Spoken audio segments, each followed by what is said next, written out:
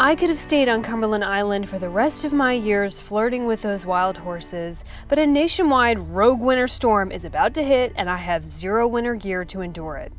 Social media can be the urinal of the internet, but when used as prescribed, can reunite you with long-lost friends.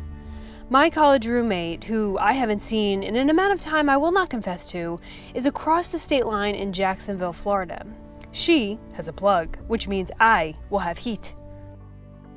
As a show of reciprocity and gratitude, we rode out the mini ice age with impromptu glamour sessions with the two tiny overlords she's made since I last saw her. I certainly hope the rest of my adventure includes as many reunions as old buildings. After all, I've been gifted this time and I can certainly cash it in for time lost to distance between old friends. Once thought it was time to rock and roll, and I had spent days mapping out the next leg of the trip. I was going to go to all these little towns. I had them written down. I had all my notes. I had like the longitude and latitude. It was set in stone, and I started driving and I got to the first stop, which was Lake City, Florida, and it was just kind of a bummer. It wasn't that Lake City wasn't nice, but it just wasn't, I don't know. And so I just started asking people around. I'm like, what am I missing? There's got to be more here. And they kept talking about the springs, and I was like, yeah, but it's March and I am afraid of deep water and I don't know about this. So this lady gives me a picture of one of the springs and it looks outrageous, and it is completely in the opposite direction, like throws my whole day off. All my planning goes right to shit. I have to go the opposite direction. I'm worried about gas money, and then I'm like, I came all this way. I'm not doing this.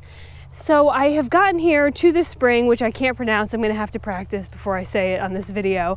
And I go down there, I'm taking some pictures, and this guy is like, well, are you gonna get in? And I said, hell no. God knows what's down there in those springs. There's like monsters.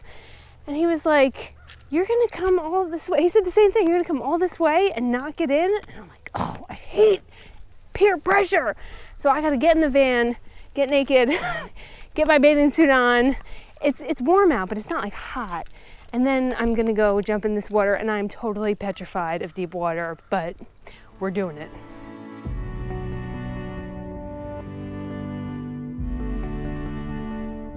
Everyone please take note that I have purchased a bathing suit that was practically engineered to prevent side boob.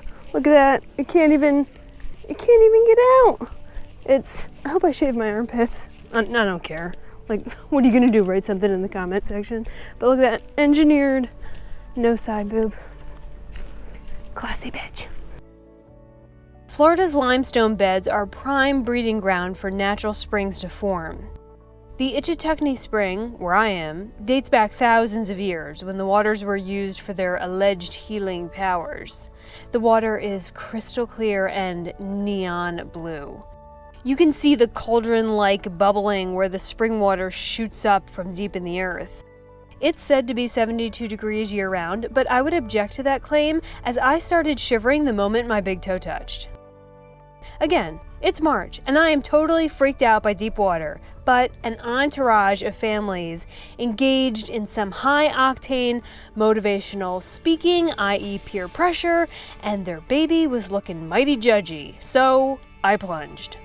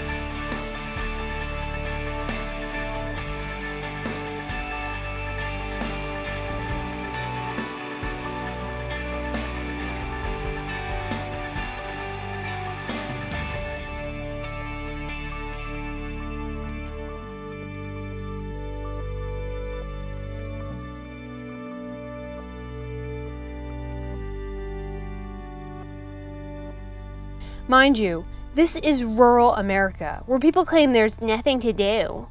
In a rush to take selfies with that high-pitched giggling mouse, they miss what the back roads of Florida really have to offer. I was worried about needing a shower as I hauled it north, but with a head soaked in spring water, I've actually never felt cleaner.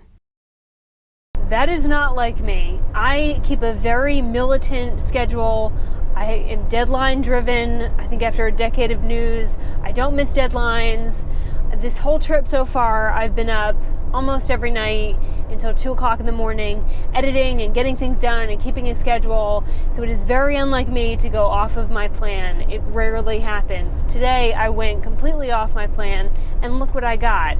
And the whole time that I was debating it, I was like, oh, I'm gonna be soaking wet, I'm gonna be in the car, my hair is gonna be wet, I'm gonna have like moss in my armpit, and it's just gonna be like, it's gonna be an inconvenience, and I'm supposed to be here, and then when I'm staring at that water, I thought, in a year from now, or the next time I'm sitting back at a desk, if I see this picture and know that I did not get my whiny ass in the water when I had the chance, I'm never gonna forgive myself. Like, I'm not as skinny as this lady, but I had the chance and I wouldn't have done it. And so I went off script and was well rewarded.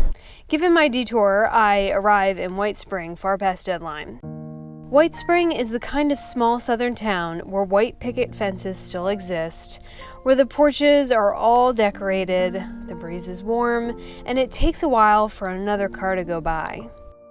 It's like it was designed for an evening stroll, but you will quickly notice that you're the only one strolling. White Spring's story is a rise and fall, one that's still going on today. In the mid-1800s, tourism here was booming around the Sulphur Springs. Breathe in deep. That smell of rotten eggs is deliciously off-putting. Early Seminole Indians used the spring to heal everything from dandruff to arthritis. It was also a truce grounds where warring tribes could come to the waters without fear. Like we do, white settlers grabbed it for themselves, named it White Springs, and by the late 1800s, hotels sprang up. In the early 1900s, the spring was enclosed and a 4-story wooden bathhouse built around it. Given its height and the inky, bottomless abyss below, jumping into this spring is the sort of thing that my personal nightmares are made of. Let's not stay here long. Over time, the spring evolved and less water flowed from it, and by the 1930s, mineral spring swimming was no longer fashionable, and the tiny town of White Springs quickly faded. Another boom has not come. The lovely Victorian homes have been impeccably preserved, but hotels still sit abandoned.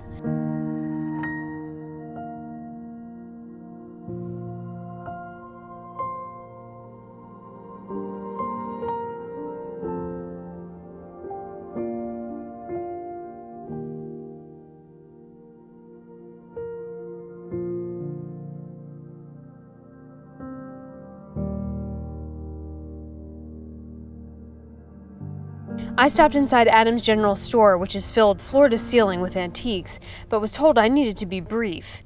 The owner wants to auction off the building, and tonight they needed to pack up.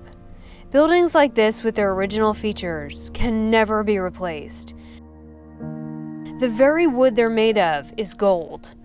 The store owner seemed less worried about her business and more worried about the structure.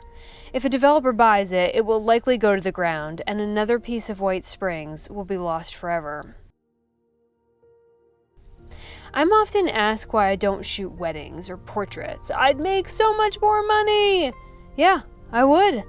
But finding well-worn and underappreciated places and spaces is my way of contributing to the world we live in. Once springs dry up, people move away, towns fail, and buildings fall, future generations will only wonder what it looked like, what it felt like to be there at that point in time. So someone has to hold down the shutter button as these moments pass. It's the only way to truly preserve a piece of time.